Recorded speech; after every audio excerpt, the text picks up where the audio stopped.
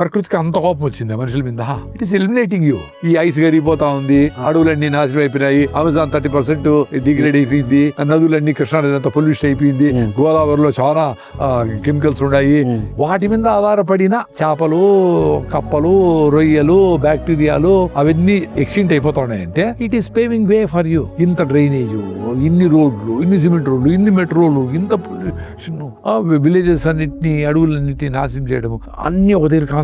దీనికోసమని బొగ్గును దువ్వేసి బుడకబెట్టి దానికి బొగ్గుని కాల్చి అనవసరంగా కరెంట్ తయారు చేసి దాన్ని పొల్యూట్ చేసి దానికి సిటీ అంతా రాత్రంతా లైట్లు వేసి దానికోసము కోల్ దువ్వి అన్ని చేసి అక్కడ విలేజెస్ లో ఉండే వాళ్ళకందరికీ అన్రెస్ట్. ఇక్కడ ప్లాస్టిక్ అంతా తయారు చేసి ఎత్తుకుపోయి విలేజెస్ లో వేసేది.